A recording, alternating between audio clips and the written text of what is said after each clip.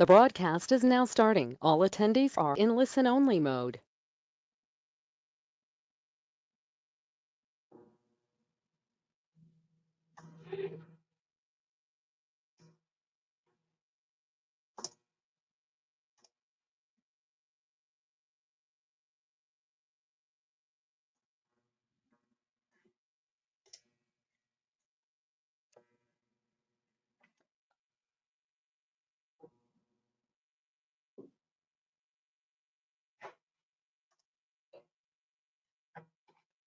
Hello everyone. This is the first webinar by the Early Career Members Network of the Metabolomics Society, and since we're right on schedule, we'll go ahead and start out. All attendees, you're by default muted, so if you have any questions, they go in the chat or the question section in your little control panel, and we have Alana in the chat, and she can help you if there's any technical errors or if you can't hear me or the speaker. Please make sure you let us know so we can troubleshoot if anything is not going on correctly. But otherwise, we're all ready to go. And so we will just start out by letting you know how you can connect with us. You can chat with us on Facebook, on Twitter, on LinkedIn, and you can send us any suggestions or feedback that you might have about the webinars or any other EMN related activities that go on the Metabolomics Society email address that's here. The other sort of PSA that we have is that the Metabolomics Conference abstract submissions are open, and the deadline to submit an abstract is March 6th.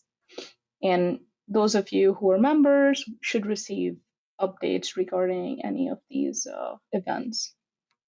With that, I'll introduce today's speaker. We are really excited to have Dr. Karsten Suhre from Cornell Medicine.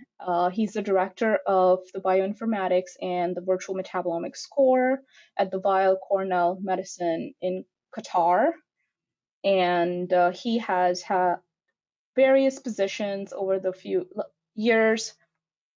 He has held a professorship of bioinformatics at the Ludwig Maximilian University in Munich, Germany, where he led the metabolomics research group, and at the Institute of Bioinformatics and Systems Biology of the Helmholtz Center in Munich.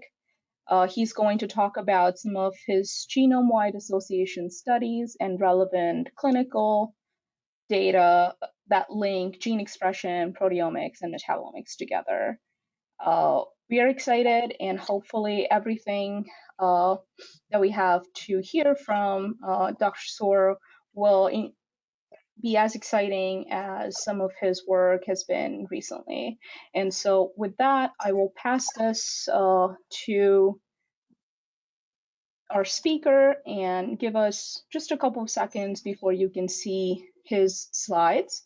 The last thing I want to let you know that this session is recorded. So after the webinar, we will upload this to the website, and the people who've registered will get an email saying so when it's uploaded and ready for you to view.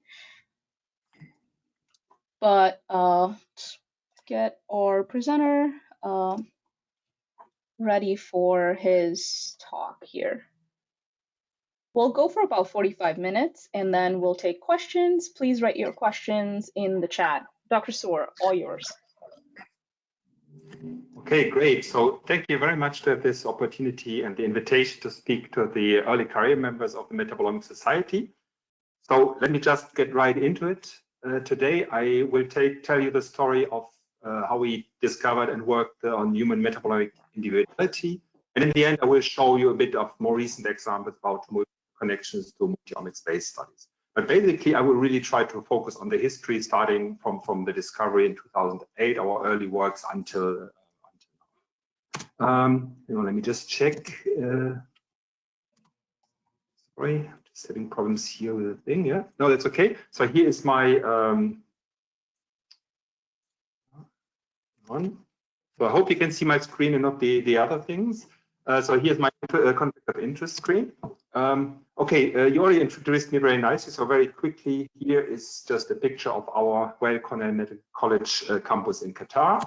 And to position ourselves, you know Cornell University in the US, but we also have a campus in Qatar in the Middle East where you can actually study full American medical degrees if you want. The reason why Qatar Foundation has chosen to fund Royal Cornell Medicine in Qatar is especially that they have a very high diabetes rate, 23%, and they're actually leading the world with the highest prevalence of diabetes. So I think that's very well fitting into metabolomics research. So here you see the different statistics from the Qatar Biobank of how the prevalence of vitamin deficiency, fast food consumption, lack of physical exercise, and so on. There are very, very strong features related to diabetes. And that's actually what our research is on.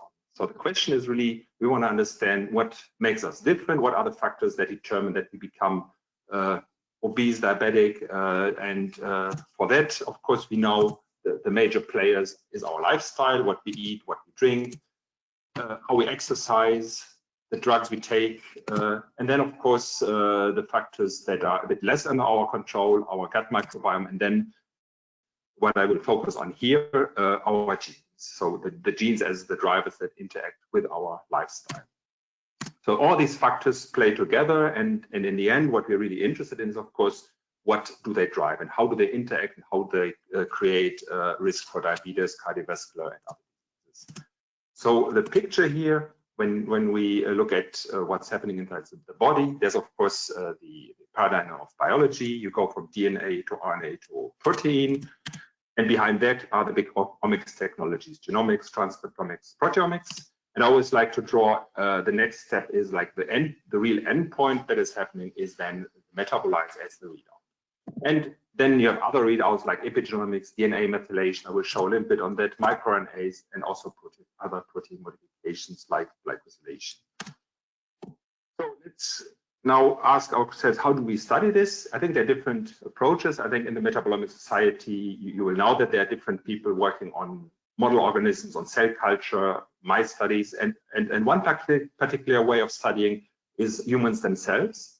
And as you cannot experiment on humans, you rather go to human population studies where you would go and study hundreds or even thousands of people, where actually each individual would represent one realization of nature, of doing a combination of our genes, and then trying out in our different life environments. And so what people study in these population studies are basically, well, they are the epidemiologists. So you try to collect as many disease endpoints as you can.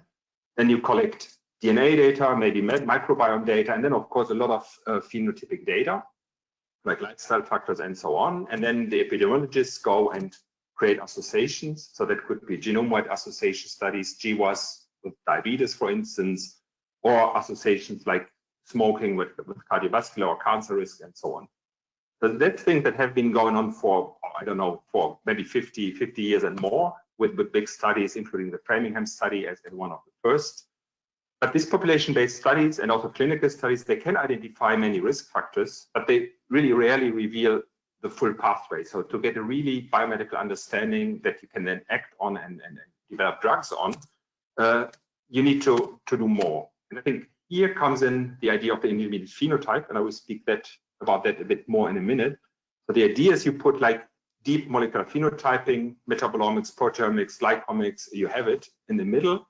And then you study, for instance, genome-wide association studies with different omics, phenotype studies, risk factors with different omics. And then you can go from the omics to the disease endpoints. And like this, you have these intermediate phenotype that can really teach you about how the processes are going.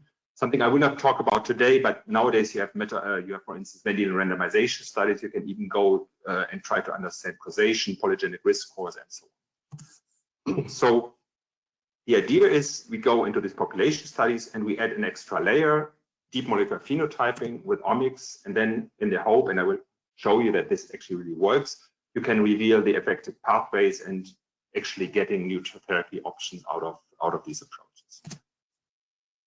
Now, I mentioned GWAS with metabolomics. I think that's really the field I grew up with and I started with. Is so what I will focus on now in the largest part of my talk is association actually with the genetics and the metabolomics.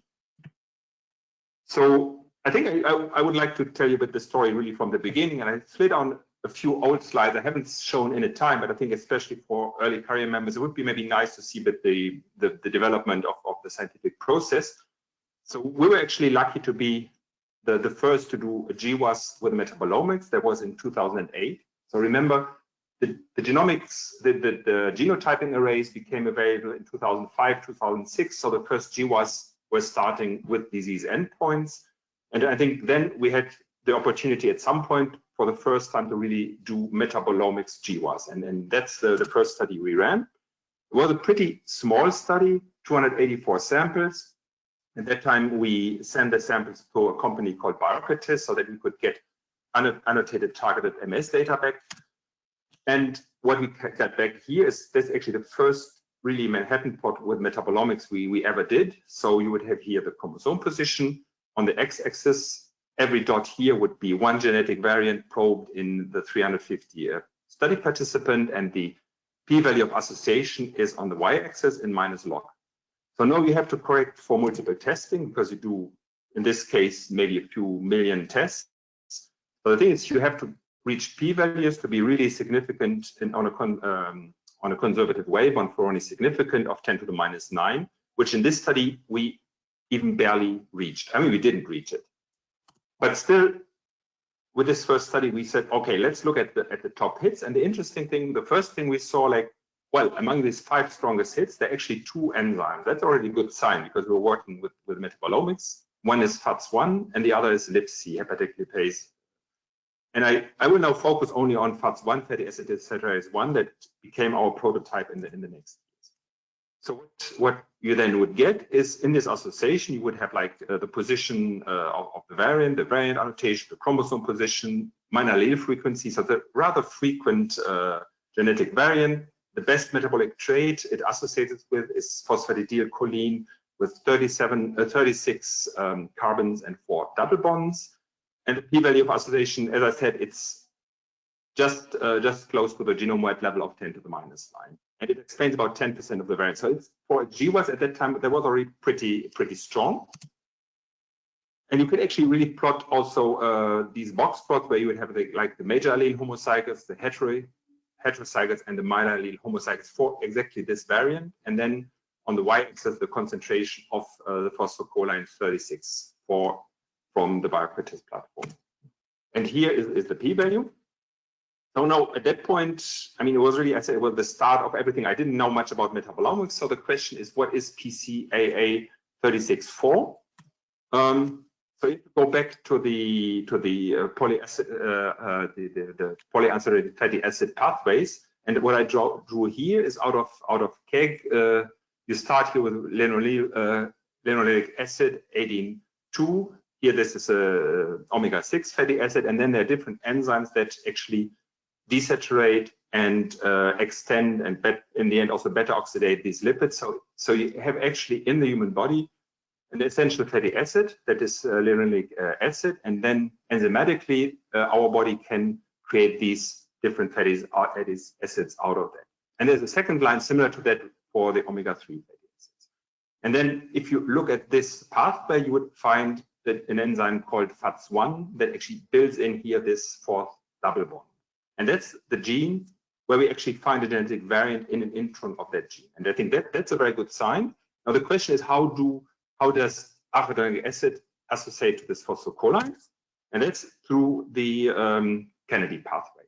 So what I'm drawing here is the Kennedy pathway. So you start with glycerol 3-phosphate, and then there's addition of 2 independent fatty acids to this glycerol, and then some modification of the head group. So in the end, you get a phosphatidylcholine that can have 2 side chains, 2 fatty acid side chains. And I think something to know here is, for instance, the metabolomics platform we used could not distinguish between the side chains, so you just get the lump sum of them, like 16 plus 20 makes 64, and 0 desaturases and 4 makes 4. So 36. 4 could be this. It could also be something else. So that's something I don't want to get into too much. So this is more like a group of metabolites than just one.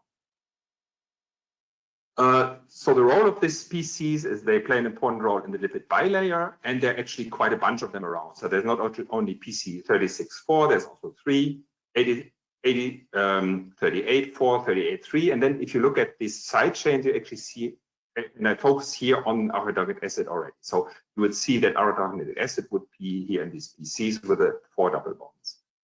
So here's a picture of them. So these are the PCs. There are others I don't want to get too much into.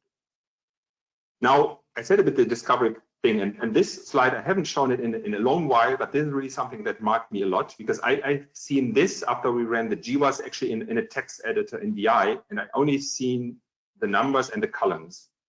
And initially you ask yourself, well, these are all the different metabolites that associate with this one particular SNP. And you see here, like in 284 people, we have data. Here's the p-value. Here's the directionality of the association and the explained variance. And now the thing is, initially I said, okay, there's quite a lot of PCs, PEs. What does this really mean? But once you look here at the directionality of the association, things become really interesting, because here in green, now I show the ones that have positive directionality, and you see they have 2 double bonds in this case. And then I take the ones that have 4 and more double bonds and color them in red. And you see, I can almost all of them, I can mark them here. And then there's actually arachidonic acid also with a negative association. So what it means is that people that have like the minor allele homozygotes of this one SNP have differentially more of the less saturated and less of the strongly saturated. And then the next thing is, and I think that's the second thing we really discovered at that time, is can we learn more? Because we had quite a lot of compute time at the time. So we said, let's do also ratios between metabolites. So if you take a ratio, the motivation for that is this. If you take a biochemical reaction, A gives B gives C with a very simple rate constant, then you can write the differential equation for the change in B. And then if you assume that on the time scale where we measure that this is in steady state, so if you put this to 0, then you have the ratio between the substrate and the product of the reaction K1 is actually the ratio between the production rate of B and the destruction rate of B. And now if I substitute here the real reactions, like 23 becomes 24 with a FATS reaction, and then the elongation that comes after that, and I just substitute it here, I actually find that the ratio between C24 and C23 is proportional to the ratio of these the rate constant to and from arachidonic acid. And now, if I study this ratio in conjunction with a SNP, I could assume that this elongation rate is constant. So I would only have like the ratio would be proportional to the rate throughput of the FATS enzyme. And that's really amazing, because once we do this, when you do ratios between these different metabolites. Now look at these p-values here. Before they were 10 to the minus 8, suddenly we get 10 to the minus 22. So we have an enormous strengthening in the association. So here we now have an explained variance of almost 30%, and the p-value, even if I would correct for all the multiple tests I would do, if I would test all ratios, I would still be very strongly genome-wide significant. And then also we would get a lot of other phosphocholine that we measure on the platform, and they are all, you see all these ratios here have a strong P gain.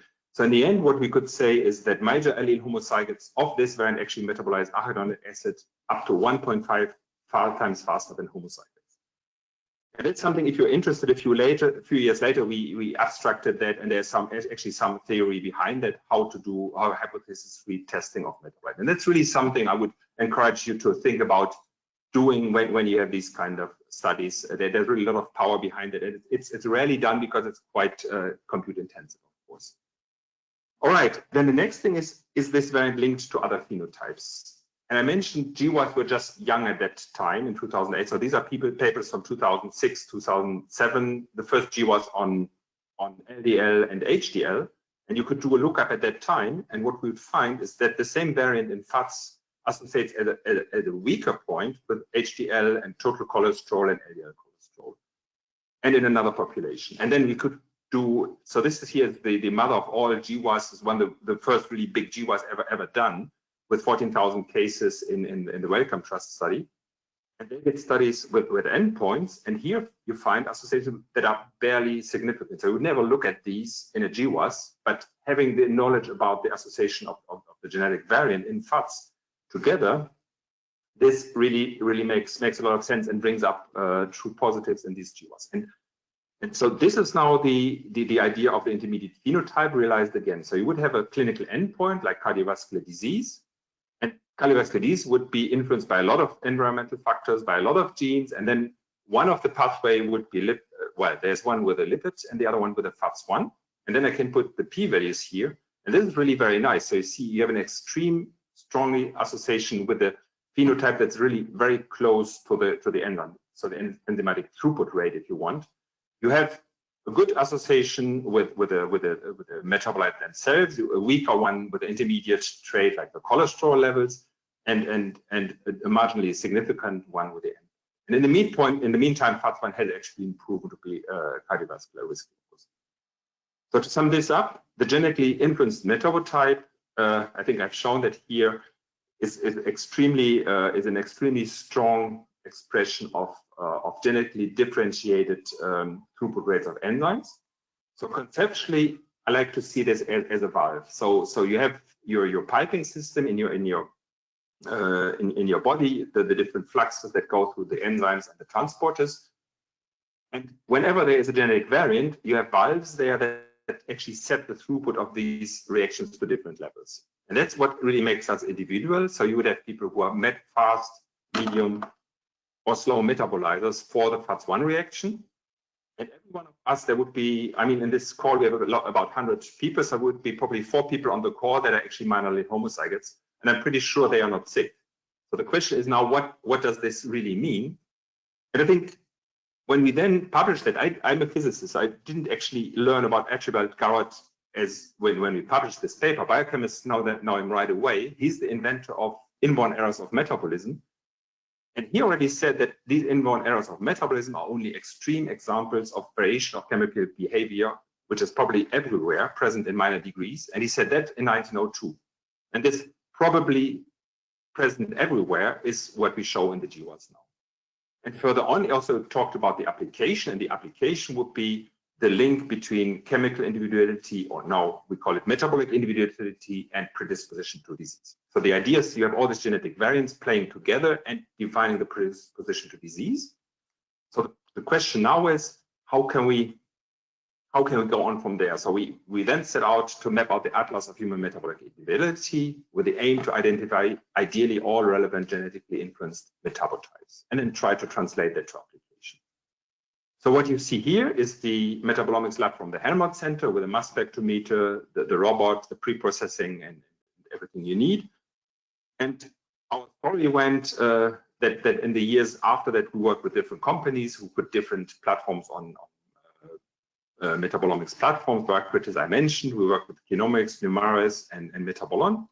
And I will briefly show you the different studies. And as I go, I will also show you the different applications and how we can really make sense out of all these GWAS. So after our first GWAS, we did a second one where we did scale it up to 2,200 samples. And the interesting thing in that study was we actually really worked on a kit base. So these measures were really done at the Helmholtz Center. Then we did a similar thing where we measured urine. We had that done together with Genomics. So that was a urine study with NMR, also on some thousand people. So I don't go into all the hits we found, because the study that really made a throughput a breakthrough for us was when we could go towards this more non-targeted, really broad Metabolon platform. And in that study, we had 250 metabolites at the time annotated, and having 250 metabolites, 2,800 samples in the CORA study and the Twins UK study as replication, we actually identified 37 different genetically influenced metabolites. Like here you see on the top, you see the FATs I mentioned already, and you have in total 37 different ones, and they are here classified by different associated metabolites. So I think the first striking thing we saw already with FATS1, it's repeating itself here. You find a lot of matches between the genetic variant in actually falling into the enzyme and matching the metabotype. And I think that's something that's really, you have to really sit back and realize this is not something that's evident. So you're really testing genome-wide 500,000 SNPs or even more nowadays to 250 per thousand metabolites.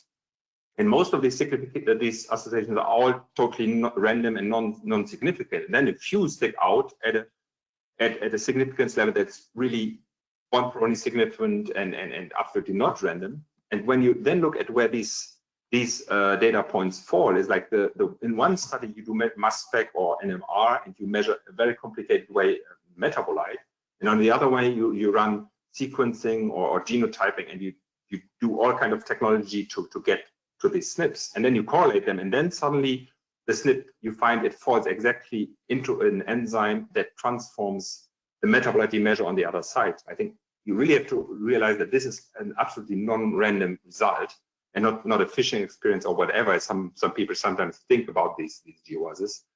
So you see here, when glutaminase goes with glutamine and oxoprolinase goes with oxoprolinane, and we even have associations with peptides and modified amino acids and so on. And you also see there are two very strong with ratios. So the match between gene function and associated metabolic, that's really what Archibald Garrett already said early on. Like say, these are moderate versions of actually inborn errors of metabolism. And I like to see them as these valves. So all these variants would be different valve settings. You could be zero, you could be minor allele, heterozygote, or homozygote for each of them in different combinations. And that would actually define your metabolic individuality, your capacity, and how that associates with you. All right, so maybe I should go a bit quicker through all these examples. Functional genomics. So you could use this also in a way to actually inverse the thing. So we found, for instance, an association with an orphan transporter with carnitine, and we could actually show, yes, this is a transporter for carnitine by doing experiments in frog oocytes. So it's a functional genomics approach. I mentioned already gene-environment interaction. So gene-environment interaction, there is actually a paper that came out much later that shows that there is an interaction between FATS1, the genetic variant in FATS1, cholesterol intake, and the intake of polyunsaturated fatty acids. So you can hypothesize which of these metabolic enzymes at the genetic variant, how that would interact with certain phenotypes. Clinical studies. You could also speculate on whether certain variant would have an impact on, for instance, diabetes. So this is actually from an abstract where they cite our paper, of a paper that then tested the variant we reported in an OGTT, or glucose tolerance test, that actually found there's an association of that variant with insulin. So that would be here a hypothesis generation for clinical trials. And then I think I mentioned it already several times, is the idea of the intermediate phenotype. So now I can overlay these variants here, and this is from the time we published the paper. In the meantime, there are already many more behind that. But even at that time, the red ones would be genetic variants that are at the same time associated with the metabotype and with a significant disease endpoint, risk locus, or other things. So that's overlap and interpretation of disease associations. And I think also very important for pharma if one of these genes are actually drug targets, because then you can understand mode of actions and things like that. So we carried on. I think here's another thing I also don't talk about so much, but I think it's important to talk about the partial correlation network. So in the Metabolon platform at the time, we had also 225 unknown metabolites that we annotated later. Actually, Gabi Kastenmüller did that through a 3-month stint with Metabolon. And this paper is also authored by Jan Krumsik. So Jan did his PhD at the time in the Helmholtz, and he developed the idea of using Gaussian graphical models in metabolomics. So Gaussian graphical models are very briefly basically correlations where you correct out all confounding factors and you only retrieve the most direct correlations. And what he actually discovered, the technique to apply them to metabolomics was straightforward, but what the real discovery was, so if you go now into this network and you zoom in, you would have these partial correlations between these different metabolites. And then if you look at the metabolites themselves, what you find is that they actually the GGMs actually reconstruct to a certain extent metabolic pathways. So you can see here, for instance, the different chemical groups between, for instance, here this H2N groups goes off from here to here. This group goes off from here to here. And you can even then go and speculate about the unknown metabolites. Are they somewhere playing a role in that pathway? So it could be reconstruction of biochemical pathways, and then you can try to identify unknown metabolites. So for instance, here in this GGM, you could speculate that this one would be a phenylalanine serial, or the other way around by different associations. There you see there's other dipeptides here. And then the unknown, we would have here the mass spectrum of the unknown. We could do the pure mass spectra of the two hypothesized metabolites that are associated. And I think in this case, it's very clear that this unknown metabolite is phenylalanine serial. So identification of unknowns is another very strong power of GWAS with metabolites. And then I think NMR, I didn't talk too much about NMR. So once you have NMR and additional MS data, you can actually bring that together and then use genetics to study them together. So here we did a study with Numaris. So this would be an NMR spectrum.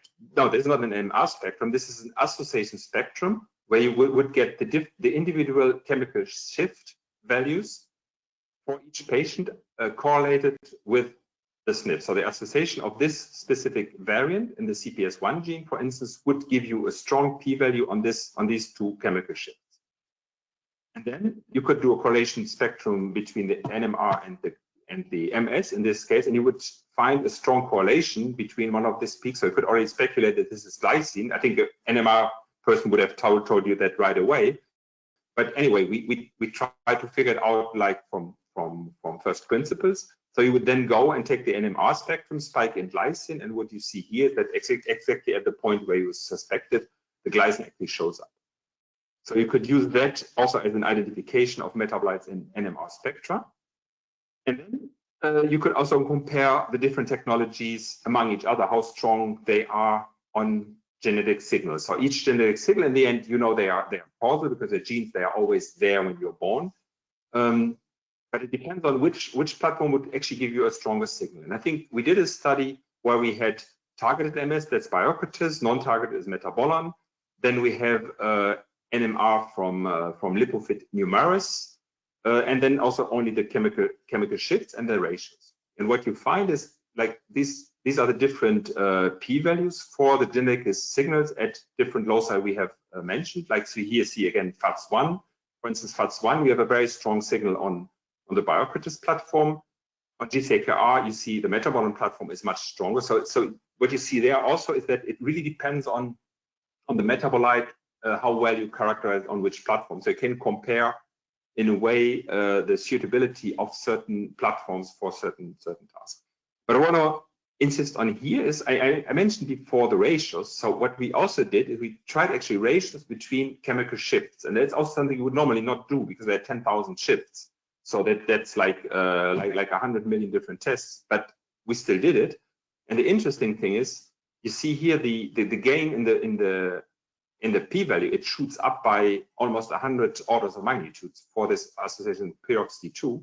And just very briefly to show you why that is, because it's actually a ratio between two adjacent chemical shifts. And here you see the chemical shift by genotype, and there's actually a tiny genetic signal here at this shift, which you would never see if you wouldn't normalize the chemical shifts by the normal variability. But by taking just the peak next to it as normalization, you get an enormous peak gain and could actually figure out what the association is. So I think that's another thing people haven't picked up much, but I think if you work on NMR, this is really something I would look into deeper.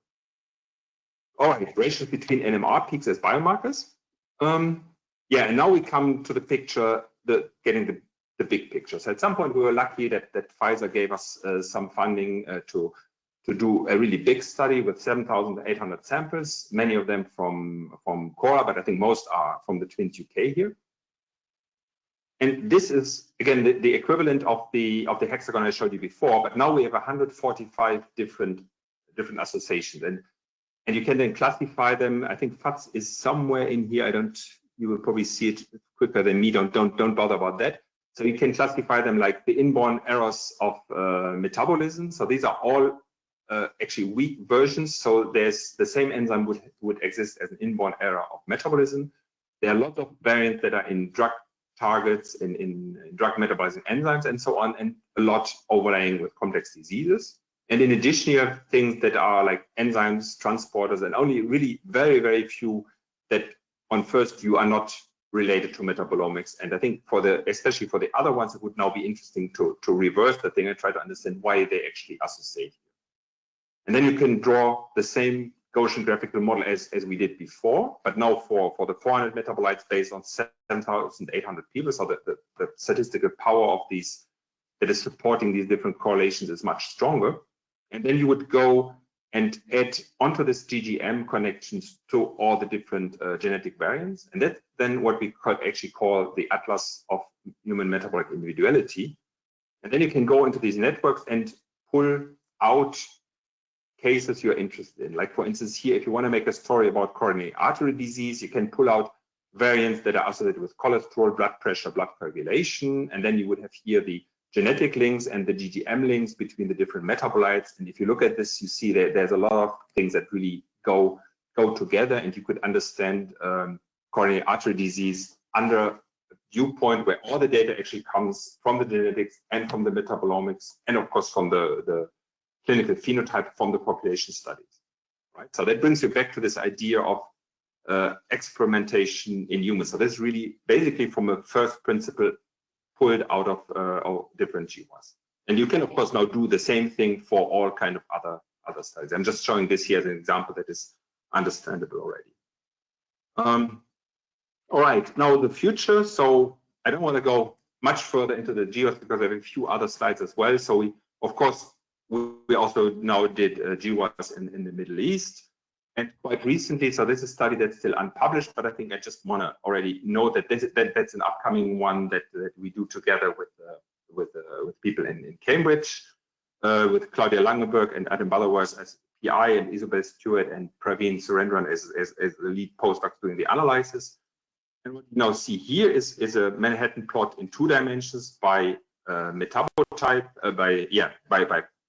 by pathway of the different metabolites and the chromosomes. And you see it's an extremely dense network. And I don't want to show all the results. I just want to show where you can go if you make bigger numbers.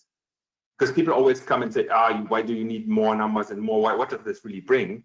The thing is, the statistical power brings up more and more signals. So in this case, this is now just one locus where you would have like about 20 different metabolites and about 4 different genetic variants that are independent. And you see there are rare and frequent variants, like the minor allele frequency is given here. And then you see that all these metabolites, they don't all oscillate in the same way, and also not all in the same directionality. For instance, here these 2 I'm showing here have different directionality. So what this now means is you can now find signals that could be changing the transcript, the expression of the enzyme, which would bring the same metabolites up in the same directionality, but you would also find other variants that could maybe change the enzyme efficacy or the binding specificity for certain metabolites. Like here would be one that might even not be touched at all by the variant. So and in this study we now have several hundreds of these, and I really look forward to see that paper published, because I think there's so much biology you can pull out this. It's just like I think it's mind-boggling.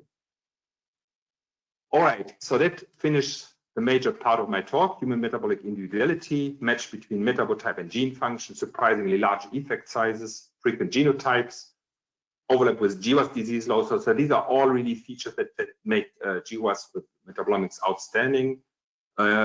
Gene and gene environment interaction you can tackle with this, pharmacogenomics, function genomics, and I think for pharma very interesting now, drug target.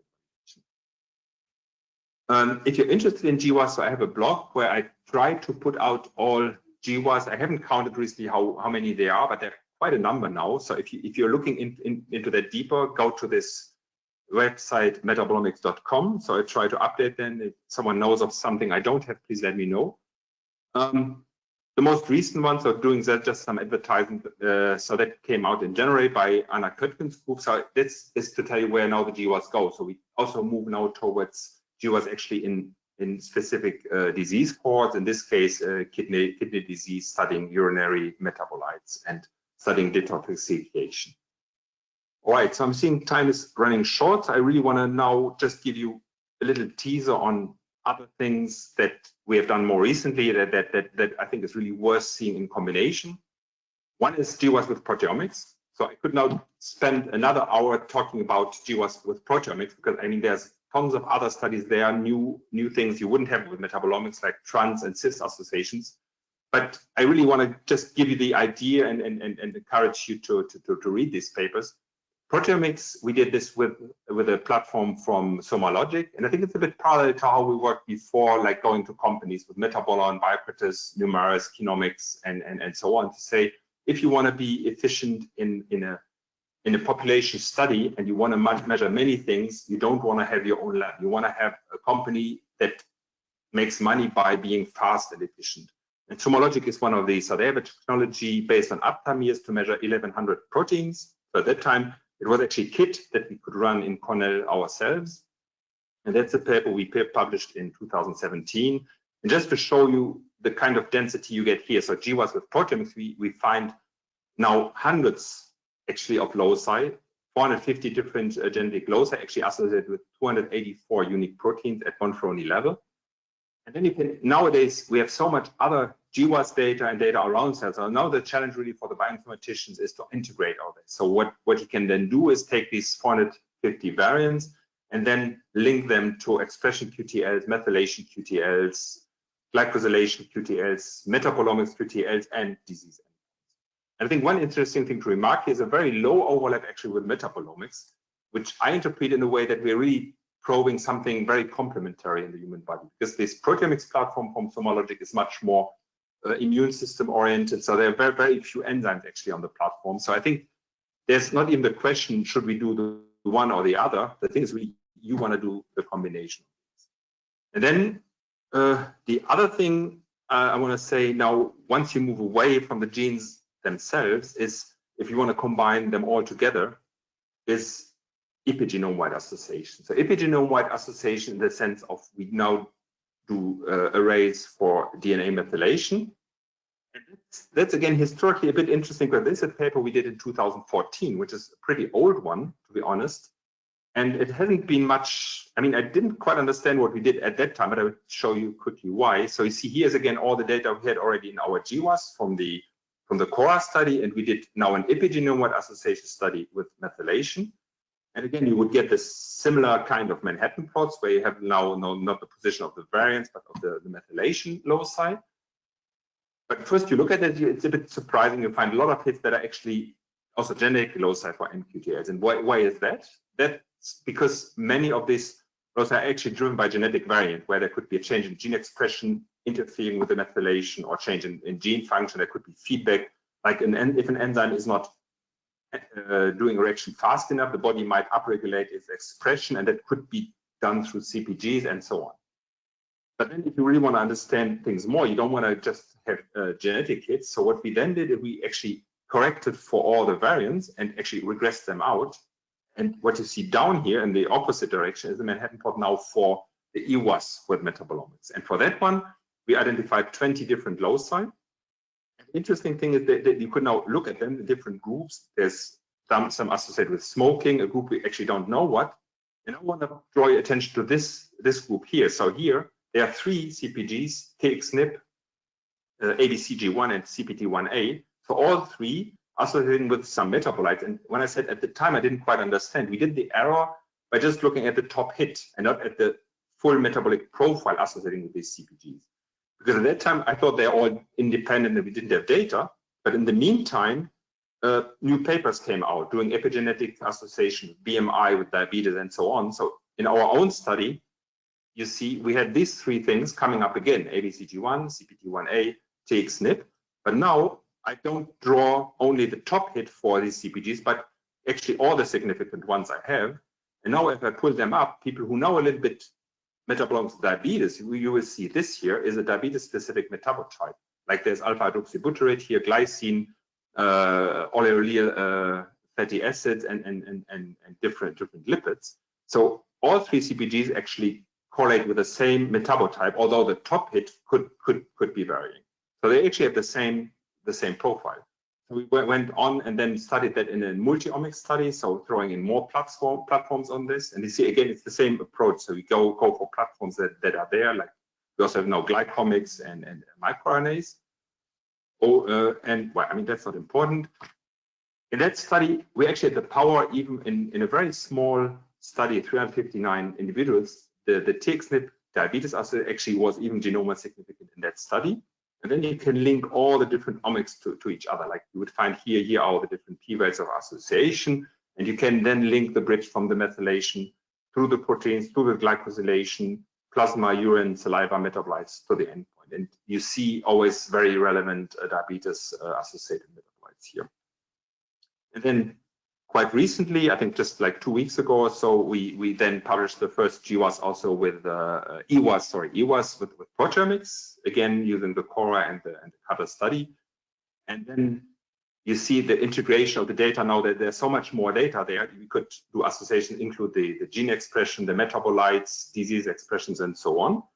And in that study, you would then be able to create networks where you could correlate the association between certain or specific CpG sites. And again, it's like with the SNPs. It's not just a random CpG site. It's a CpG site that really makes a lot of sense. In this case, NLRC5, which is regulating the inflammasome. And it goes actually with 7 different proteins that are all playing a role in chronic low-grade inflammation. And then you can add that, like the EWAS, like the GWAS, there's also now EWAS. So you see this NLRC5 associates with a lot of low-grade inflammation-related diseases, and also things like body mass index, metabolic syndrome, and even metabolites that are markers for inflammation, like neopterine and trimethylurate in urine. All right, so to close things up, the methylation thing now, the idea is to say in a healthy person, a low level of methylation would actually mean there's a low percentage of the cells doing a certain metabolic exercise. And if you go to a disease, you would probably have to increase certain gene expressions or decrease others. So the idea is to say what these studies really tell us, and especially in combination with the metabolomics, is that the CpG methylation is actually a readout for what the organs actually do. Which genes do they up and down regulate? It's much easier to measure than transcriptomics, especially in blood. So now in line with the idea of the valves, we now have the dials. So the idea, the final concept would be to say the driving factors of disease are of course genetic predisposition. The valves would influence that, the different genetic variants. Then your lifestyle choices, environmental insults, complex disease would be the driving factors. They lead to changes in all the different metabolites, lipids, proteins, glycans, and so on, which then induce changes in gene expression that you can read out actually through DNA methylation. So that the genes adjust themselves, the enzymes go up or down, transporters go up and down, and then you have the feedback loop going back to the driving factors. So I think the message here is to say it's really not a line, it's really a circle, and it's very, very hard to say where the hen and the egg. And I think ongoing research nowadays is really about causal relationships, Mendelian randomization, polygenic risk score. I mentioned that in the start. I think there's a lot of that can now be done with all this population-based data. Well, and with that, I think I'm also out of time. So I would like to acknowledge my funder. Much of this money comes from CUTTR Foundation. I'm basically managing a team of people in CUTTR and working very closely with my former team in Munich and my new colleagues, if you want, Jan Kumsik, who's new in New York, and a lot of collaborators in Cambridge and King's College. Acknowledge, of course, my research team here, the people who worked with us on all these GWAS, especially the Shin paper, the Atlas. And with that, thank you very much. And if you want to read more, you can, of course, look up in that in my blog. And I think with that, I'm ready and hand it back over to the organizers. Thank you very much for this wonderful presentation. I think Fatima has some technical issues, so I will take over and try to read some of the questions. Okay. Give me.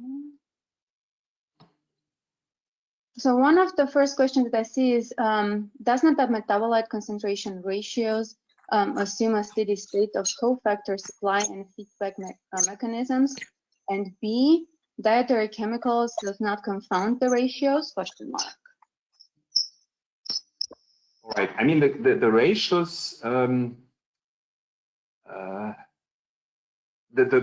actually different ways to interpret ratios. And I think the first example I showed, they are proxy for reaction rates. If you have a ratio between a product and an EDAC, a substrate and a product, the other one is right. The nutrition. So that's something actually Fabian Theis, the supervisor from Young Krumsig, he called it the French fries factor. Because that's right. So then another reason why you could reduce the variability is normalizing for an external factor, and that external factor could be the intake of French fries. So if your lipids are somewhere all co-regulated by normalizing factor, by not picking that out, you would also reduce the variability, and by that increase your p-value. And that's very, very similar to, I mean, you do ratios when you do urine. So you use creatinine as a ratio to normalize for dilution in the urine. So what a ratio, a hypothesis-free testing of ratios would be in the end is fishing for all different confounding factors that are potentially out there. Some could be ratios product-EDAC pairs. You would identify that in the metabolite identities. And some others, is absolutely right, could be confounders from nutrition. Thank you for that. I have another question. If the NMR shift ratios fared well, what happened to the features in terms of performance from untargeted mass spec platforms? That's also a very good question. I must say I never had myself spectral data from mass spec to work with.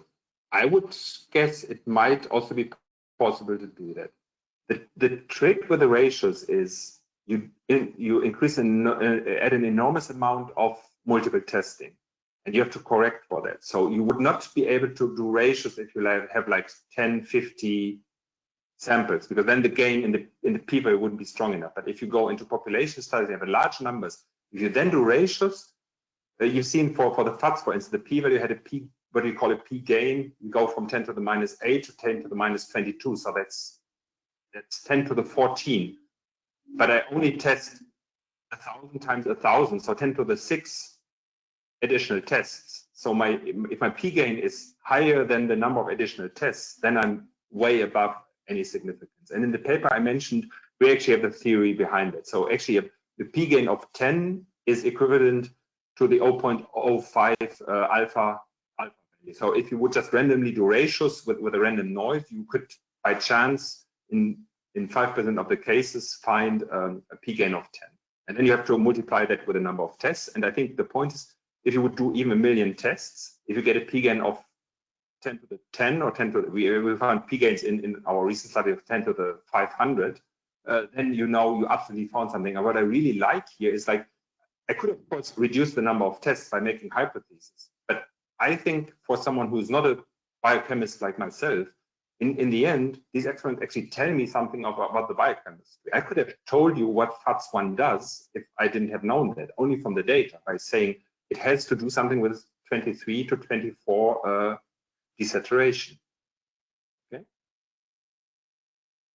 Thank you. And a third question asks how an intronic variant showing great association in MWAS should be approached for validation. Well, now the question would be, what do you understand by validation? Because in GWAS, the gold standard is actually replication. So almost all GWAS in high-level papers, especially the recent one, have replication. So they are actually all validated if you want. So you would go and take everything that's above the multiple testing threshold, and then you would go into a second cohort in which you would then require at least a p-value equivalent to 10 to the minus 0.05 divided by the number of variants taken forward for replication. So I think the question of validation is already implicit in these GWAS. Now, if the question is, what should be taken forward for deeper investigation, I think that's something that is disconnected from GWAS. So the GWAS people would actually generate all these hits. They would all be sitting out there.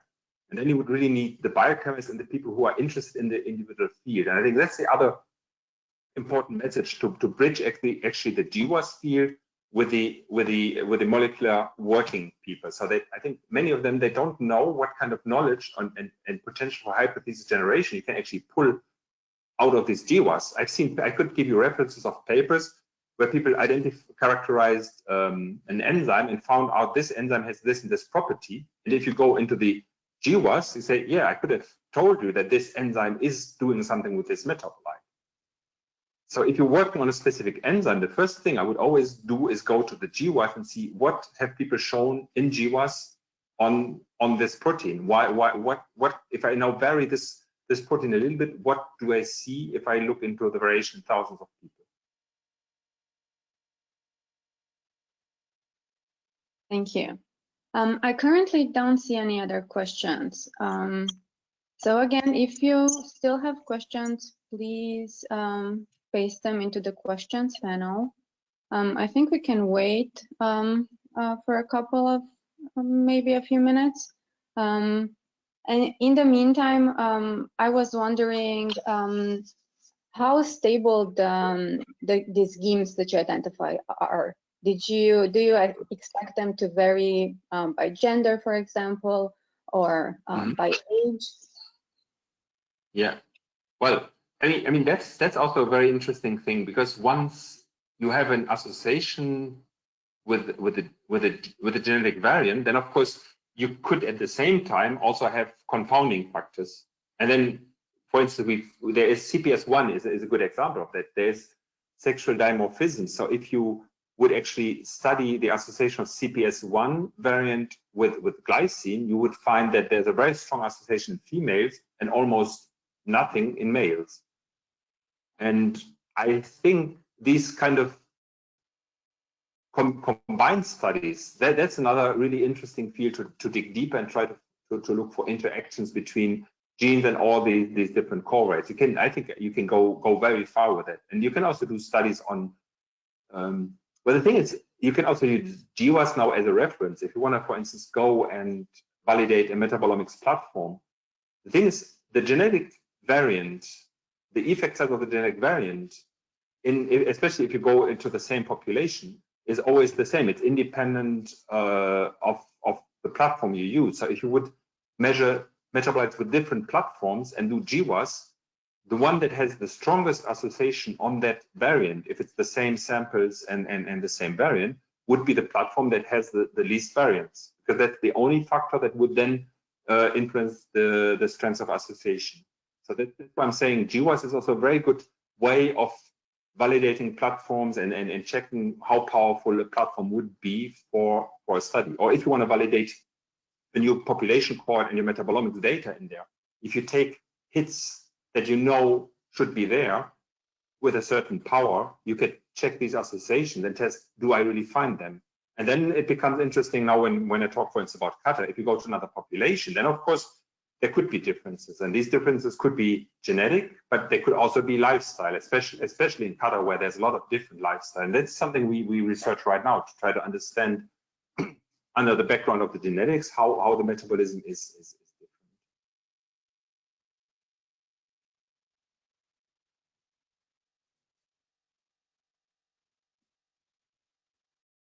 Karsten, can you still hear it? Oh, okay. Yeah. So I think we're at the end. I don't see any new questions, but I would like to thank you again very much for this wonderful and very exciting webinar. Thank you. All right, and thanks to everyone who had the nerve to stay. Bye-bye. Bye.